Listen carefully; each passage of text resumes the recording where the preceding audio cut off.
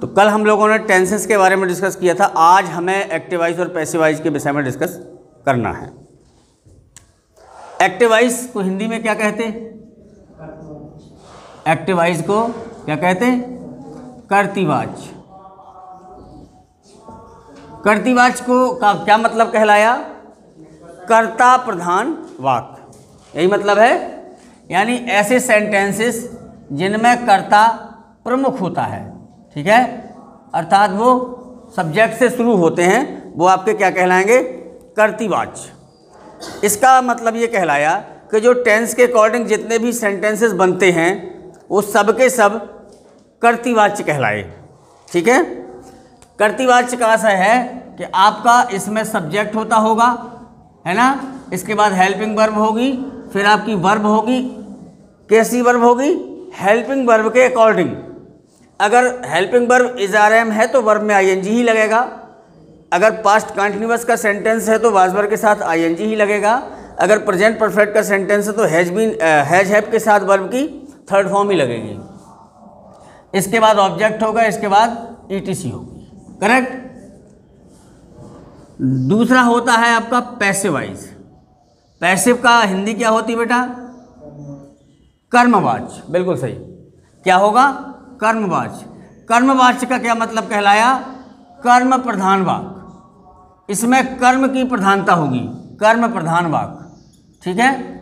कर्म की प्रधानता का मतलब कहलाया कि ये सेंटेंस काय से शुरू होगा? ऑब्जेक्ट से शुरू होगा। अब देखें, यहाँ पर ऑब्जेक्ट है, subject, helping verb, verb, object और ईटीसी। यानी नंबर 1 पे सब्जेक्ट, 2 पे हेल्पिंग वर्ब, 3 पर वर्ब, 4 पर ऑब्जेक्ट और 5वें पर ईटीसी, ठीक है। लेकिन हम लोग क्या करते हैं, ऑब्जेक्ट भी 2 तरह का होता है, एक डायरेक्ट ऑब्जेक्ट होता है, एक इनडायरेक्ट ऑब्जेक्ट होता है, ठीक है। तो जब हम पैसिवाइज को शुरू करेंगे तो हमें किससे शुरू करना पड़ेगा? ये जो ऑब्जेक्ट है इसको हमें लिखना पड़ेगा। ऑब्जेक्ट पहले आएगा, फिर आएगी आपकी हेल्पिंग वर्ब। क्या आएगी? हेल्पिंग वर्ब आएगी। हेल्पिंग वर्ब के बाद क्या आएगी? वर्ब आएगी। और वर्ब हमेशा वर्ब जो होती है वो वर्ब की थर्ड फॉर्म ही आती है। पैसिवाइज में जितने भी सेंटेंस आप बनाएंगे उन सब की वर्ब की थर्ड फॉर्म का प्रयोग होगा। इसके बाद आपका ईटीसी अन्य शब्द लगा सकते हैं और बाद में बाई सब्जेक्ट को आप क्या करेंगे? ऑब्जेक्ट बना देंगे। इसमें एक बात भर ध्यान रखें, कुल मिलाकर एक्टिवाइज में जो ऑब्जेक्ट होता है उसको सब्जेक्ट बनाकर हम लोग पैसिवाइज में यूज करते हैं। क्या बनाकर? सब्जेक्ट बनाकर।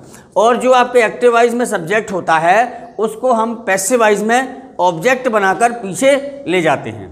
कहने का आशय, आपने जैसे पढ़ा होगा, आप क्या पढ़ा? प्रोनाउन पढ़ा। सब्जेक्ट आई होता है, आई का ऑब्जेक्ट क्या होता है? मी, करेक्ट। वी का ऑब्जेक्ट क्या होगा? अस। यू का ऑब्जेक्ट क्या होता? यू। योर नहीं, योर हो जाएगा पॉजेसिव केस, संबंध कारक। दे का क्या होगा ऑब्जेक्ट? देम होगा। ही का क्या होगा? हेम होगा। शी का क्या होगा बेटा? हर होगा। आप ये समझिए कि जो ये आपके सब्जेक्ट हैं इसका हमने यहाँ ऑब्जेक्ट देखा।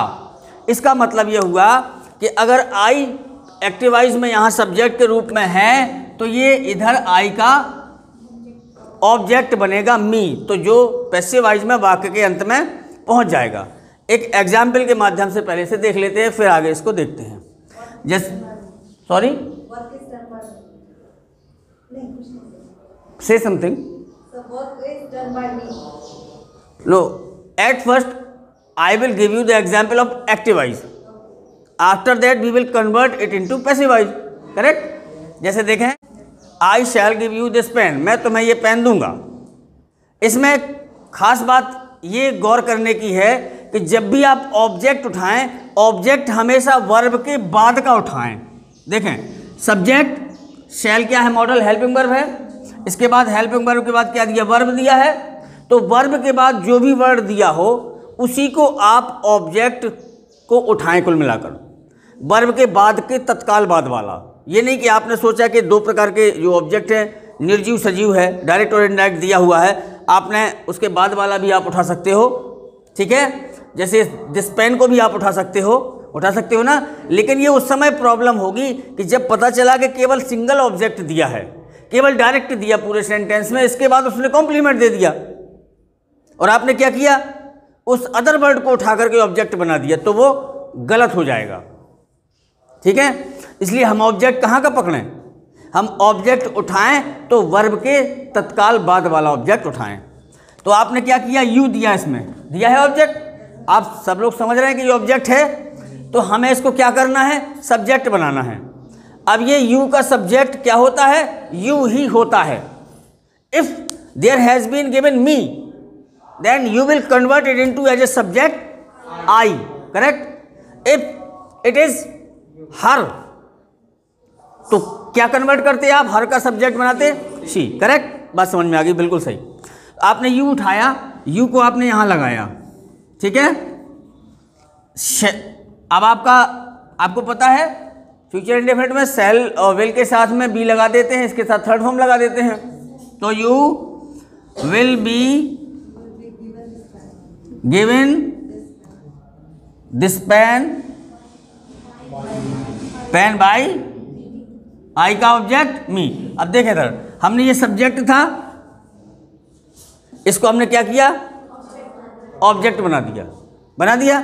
लेकिन आप चाहते तो दिस पेन को भी आप यहाँ सब्जेक्ट के रूप में लिख सकते थे, क्योंकि ये एक सजीव दिया है, एक निर्जीव दिया है, दोनों दिए हैं, ठीक है। लेकिन प्रॉब्लम कहाँ आती है, जैसे हम क्लियर नहीं कर पा रहे कि ये अब ये एक ही दिया है, दूसरा अदर वर्ड है कि नहीं है, तो ऐसी स्थिति में आपको वर्ब के तत्काल वाला ऑब्जेक्ट उठाना है, ठीक है। अब इसमें एक चीज़ है कि हो सकता है ये आपका दिस पेन आगे दे दे, वो यहाँ दे दिया कि आई शैल गिव दिस पेन, तो फिर टू आ जाएगा, क्या आ जाएगा, टू से जुड़ जाएगा। वो जब भी सजीव ऑब्जेक्ट पीछे जाएगा तो वो प्रीपोजिशन टू से जुड़ जाएगा, क्योंकि वो को का अर्थ निकालेगा, ठीक है। तो लेकिन अपन को इस चीज़ को माइंड इसलिए नहीं करना है कि हमें क्या करना है, इस ऑब्जेक्ट को उठा के हम आगे लगा दें, इसलिए लगा दें ताकि जब सिंगल ऑब्जेक्ट दिया हो और हमें पैसिवाइज बनाना हो तो अदर वर्ड पहचानने में हमारी गलती ना हो, करेक्ट। अब देखें इसको, तो यहाँ मेरा बताने का आशय था कि सब्जेक्ट को ऑब्जेक्ट बनाना, ऑब्जेक्ट को सब्जेक्ट बनाना। अब बात करते हैं हम लोग सीधे पहले टेंसेस की, फिर उसके सेंटेंसेस की।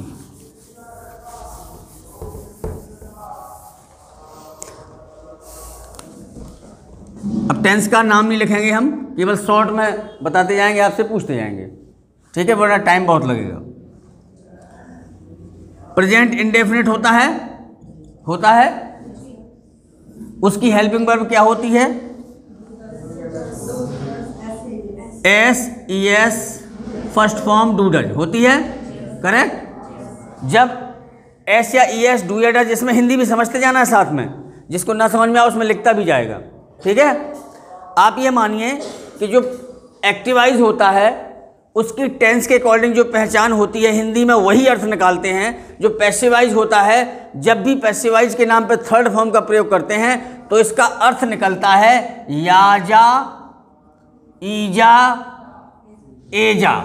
ये ध्यान रखिएगा, जब भी टेंस की पहचान में आप याजा, ईजा, एजा लगा देंगे तो that will be converted it into passivise, ठीक है।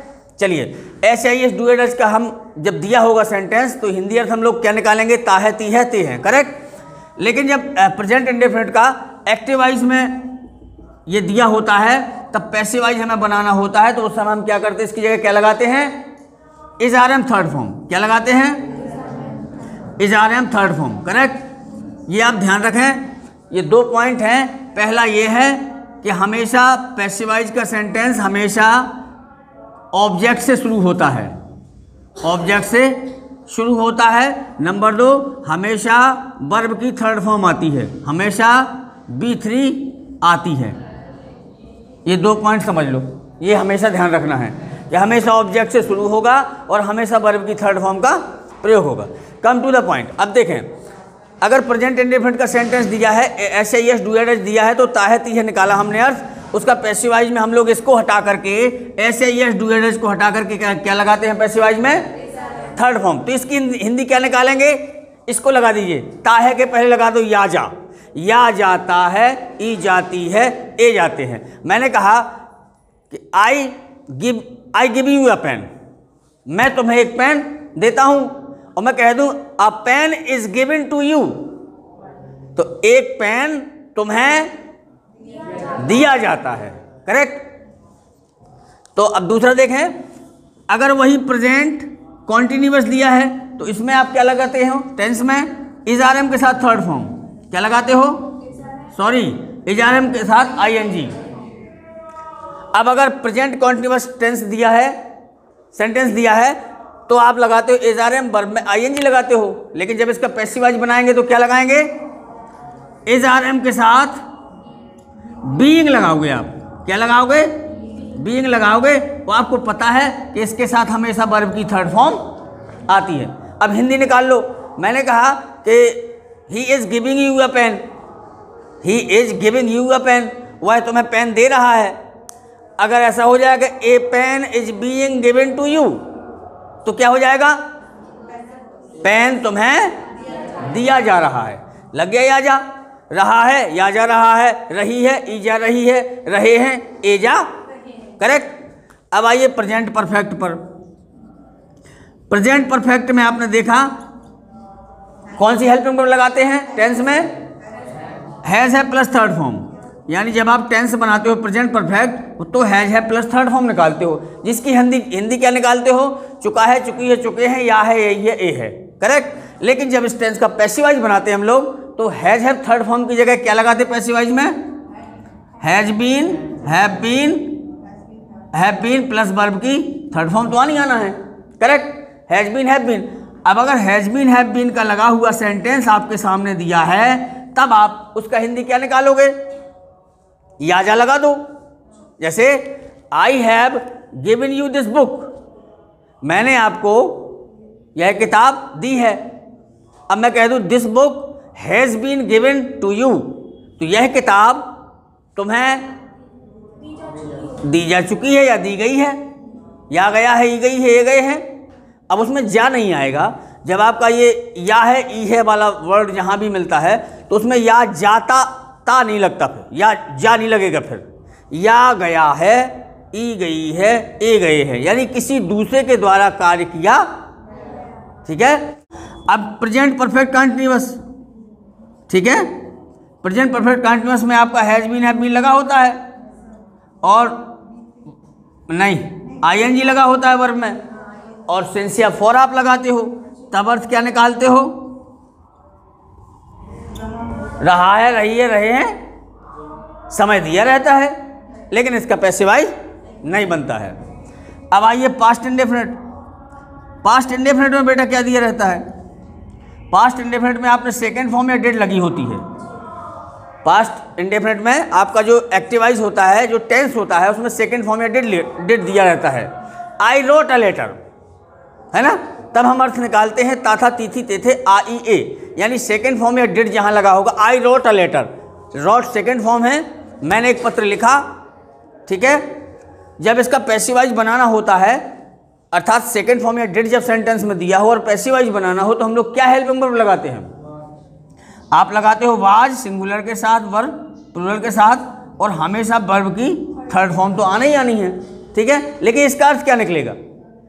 ताथा तीथी, सेकेंड फॉर्म डेड दिया है तो ताथा तीथी तेथे निकाला, तो या जा लगा दो, या जाता था, ई जाती थी, ए जाते थे। लेकिन जब या ई ए आ जाए तो या गया, ई गई, ए गए। दो तरीके से अर्थ निकाल लें आप। जैसे दिस लेटर वॉज रिटिन, यह पत्र लिखा गया। आई रोट दिस लेटर, मैंने ये पत्र लिखा, ये मैंने लिखा। लेकिन this letter was written, Hindi क्या हुई? यह पत्र लिखा गया। किसने लिखा? ये नहीं दिया कि दिया है दिस लेटर वॉज रिटिन, ये नहीं दिया कि बाई मी, मेरे द्वारा लिखा गया, या बाई हर। ठीक है। अब पास्ट कॉन्टिन्यूअस में आइए। पास्ट कॉन्टिन्यूअस में बच्चों बताओ फटाफट हेल्पिंग वर्ब क्या होती है टेंस की? बिल्कुल सही, वाज वर और आईएनजी क्या होती है? वाज वर में आईएनजी लगा होता है। हिंदी अर्थ क्या निकालते? वाज वर आईएनजी दिया हो, रहा था, रही थी, रहे थे, यानी I was going to market, तो मैं बाजार जा रहा था। रहा था कैसे निकाला? वाज और आईएनजी को समझा। इसका मतलब है helping verb is the main part of the sentence, correct. लेकिन जब इसका पैसिवाइज बनाएंगे तो हम इसमें क्या लगाएंगे? क्या लगाएंगे? वाज वर के साथ बीइंग क्या लगाओगे? लेकिन थर्ड फॉर्म तो साथ में आनी ही आनी है। लेकिन इसका हिंदी अर्थ क्या निकलेगा? जब वाज वर आईएनजी दिया, बीइंग के साथ थर्ड फॉर्म दी होगी, तो अर्थ क्या निकालेंगे आप? या जा रहा था, ई जा रही थी, ए जा रहे थे। भाई टेंस में है, I was playing cricket, I was playing cricket, मैं खेल रहा था, है ना। Cricket was being played, cricket खेला जा रहा था, ऐसा ही है। Sweets were divided among the children, sweets were divided among the children, क्या मतलब? स्वीट्स मिठाइयाँ बच्चों के बीच बांटी जा रही थी। कि ये कह दूं I was dividing the sweets among the children, तो क्या हो जाएगा? मैं बच्चों में मिठाई बांट रहा था। बात क्लियर? अब आइए पास्ट परफेक्ट में। अब आज जब पास्ट परफेक्ट देखेंगे, पास्ट परफेक्ट का मतलब हेल्पिंग वर्ब क्या होती है? Head plus third. बेटा बिना वर्ब का सेंटेंस नहीं, थर्ड जरूर दिमाग में बिठा लो, हेड प्लस थर्ड, ठीक है। इसकी हिंदी क्या होती है जब हेड प्लस थर्ड दिया होता है? चुका था, चुकी थी, बिल्कुल सही। रहा था रट गया दिमाग में, ये रहा था, ये जा रहा है। मुँह मैंने जैसे बताया था, बोले आई हैव ए डॉग, और बोले आई एक तो लड़ा रहता है, ये जा रहे हम, और हैव मैं उसका अंतर ही नहीं समझ में आता क्या लगा दें, हैं? ठीक है, तो हेड प्लस थर्ड, चुका था, चुकी थी, चुके थे, या था, ई थी, ये थे। इसका जब पैसिवाइज बनाएंगे आप तो हेल्पिंग वर्ब चेंज होगी, क्या होगी? Had been plus third. लेकिन जब आप इसकी पैसिवाइज में हेल्पिंग वर्ब चेंज करोगे तो हिंदी अर्थ भी चेंज हो जाएगा, है ना। जैसे she had done her work, she had done her work, head के साथ थर्ड, तो अर्थ किस में निकलेगा? चुका था, चुकी थी, चुके थे में, किस में निकलेगा? बिल्कुल सही, वह अपना कार्य कर चुकी थी। और हम कह देते the work had been done, तो क्या क्या कहेंगे? कार्य पूरा नहीं, हैड बीन डन कर लिया था, या था, या जा चुका था, बिल्कुल सही। अब देखें अगला past perfect continuous. Past perfect continuous की हेल्पिंग वर्ब क्या होती है? हैड बीन और वर्ब में आईएनजी लगी होती है, और निश्चित समय के लिए सिंस, अनिश्चित समय के लिए फॉर। लेकिन ये टेंस में होता है जिसका अर्थ रहा था, रही थी, रहे थे दिया होता है, लेकिन इसका पैसिवाइज नहीं बनाते, इसका पैसिवाइज नहीं बनता। अब आया फ्यूचर में चलते हैं। अब है आपका फ्यूचर इंडेफिनिट। बेटा फ्यूचर इंडेफिनिट में क्या लगाते हैं? सहायक क्रिया क्या होती है फ्यूचर इंडेफिनिट की? शैल विल। आप जब शैल विल का प्रयोग करते हो तो हिंदी अर्थ क्या निकालते हो? हमेशा मॉडल्स के साथ वर्ब की फर्स्ट फॉर्म आती है। मैंने और बताया था कि मॉडल में कभी एक वचन बहुवचन का कन्फ्यूजन नहीं रहता, चाहे सिंगुलर सब्जेक्ट हो चाहे प्लूरल सब्जेक्ट हो, आपको मॉडल वही लगाना है, ठीक है। अच्छा, तो फ्यूचर इंडेफिनिट में अर्थ हमें इसका क्या निकालेंगे? गा, गी, गे। लेकिन जब इसका पैसिवाइज बनाएंगे तो हमें शैल विल हटाना पड़ेगा। शैल विल को हटाकर आप क्या लगाएंगे? विल बी, शैल बी और वर्ब की थर्ड फॉर्म बी3, ठीक है। इसका हमने गागी के अर्थ निकाला, तो पैसिवाइज में क्या निकालेंगे? या जा लगाना पड़ेगा, या जाएगा, ई जाएगी, ये जाएंगे। जैसे मैं कह दूं कि आई शैल राइट अ बुक, मैं एक किताब, I shall write a book, what will be the Hindi? मैं किताब लिखूंगा। और मैं कह दूं book, the book will be written, तो किताब लिखी जाएगी, यानी will be, shall be plus third form में या जाएगा, ई जाएगी, ए जाएगा सेंस निकालेंगे। अब आइए फ्यूचर कंटिन्यूअस। फ्यूचर कंटिन्यूअस में क्या होता है? Shall be, will be plus verb में आईएनजी। क्या लगाएंगे? आईएनजी। अब आप कहें कि sir shall be will be इसमें दिया है और आपने फ्यूचर कंटिन्यूअस में भी विल बी शैल बी लगा दिया है, लेकिन हमें कन्फ्यूजन दिमाग से दूर करें कि विल बी शैल बी के साथ अगर थर्ड फॉर्म होगी तभी अर्थ निकालेंगे, या जाएगा, ई जाएगी, ये जाएगी। लेकिन विल बी शैल बी के साथ अगर आईएनजी होगा तो हम अर्थ क्या निकालेंगे? रहा होगा, रही होगी, रहे होंगे, या रहेगा, रहेगी, रहेंगे। लेकिन जब इसका पैसिवाइज बनाएंगे तो इसका पैसिवाइज नहीं बनेगा। अब आइए फ्यूचर परफेक्ट। फ्यूचर परफेक्ट का बच्चों क्या होती सहायक क्रिया? Will have, shall have plus plus, जल्दी बोलिए, वर्ब की थर्ड फॉर्म लगेगी। इसका हिंदी अर्थ क्या निकालते हैं? चुका होगा, चुकी होगी, चुके होंगे। लेकिन जब इसका पैसिवाइज बनाएंगे तो विल हैव शैल हैव को हटाकर क्या लगाएंगे? पैसिवाइज में बीन लगा देंगे। तो क्या बन जाएगा? Will have been, shall have been plus verb की थर्ड फॉर्म। जब आप ये लगाओगे तब इसका अर्थ ये बदल जाएगा। अब जैसे will have shall have third का लगाया, अर्थ निकाला हमने कि I will have written my letter, मैं अपना पत्र लिख चुका हूँगा, ऐसा ही है। और अगर इसको कह देते कि my letter will have been written, तो मेरा पत्र लिखा जा चुका, करेक्ट, दोनों का अर्थ निकाल लेंगे। अर्थात अगर पैसिवाइज में वर्ब की थर्ड फॉर्म दी होती है तब हम इसका अर्थ या, जा, ईजा, एजा के तहत हिंदी निकालते हैं। और अब देखें इसके 2-4 एग्जाम्पल। अभी तो बोल बोल के एग्जाम्पल बताए हैं, 2-3 एग्जाम्पल देख लेते हैं इसके। एक देखें,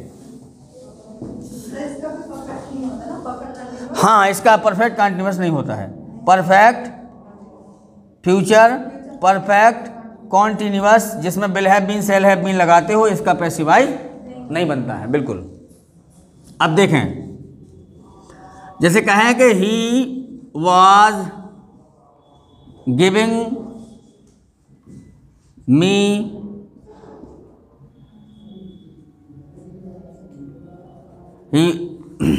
he was giving me a chair. ठीक है, वैसे तो ये दोनों ऑब्जेक्ट दिए हैं, एक वर्ड और बढ़ा लो, टुडे। जैसे एग्जाम्पल देखें, जैसे he was giving me a chair today, आपने देखा subject, helping verb, verb, verb के बाद ये दिया ऑब्जेक्ट, जबकि ए चेयर भी ऑब्जेक्ट है। ठीक है, इसमें डायरेक्ट इनडायरेक्ट दोनों दिए हैं, लेकिन हमें क्या करना है? हमें वर्ब के बाद वाला ही ऑब्जेक्ट उठाना है। चलिए, इसको उठाया हमने तो बन जाएगा आई वाज, आईएनजी लगा तो हमें क्या लगाना पड़ेगा? Being, being third form given. अब ये पूरे शब्द लिख दो, a chair today by, I subject है, इसका हमें ऑब्जेक्ट बनाना है, तो ही का क्या हो जाएगा? हिम। अब देखें, सारा का सारा सिस्टम सब पर एक सही लागू है। वाज वेयर की जगह एजारम होता तो एजारम यहाँ लग जाता, हैज हैव थर्ड दिया होता तो इसमें has been have been plus third लग जाता। ठीक है, शैल विल दिया होता, उसके साथ फर्स्ट फॉर्म आती है तो यहाँ विल बी शैल बी के साथ थर्ड फॉर्म लग जाती।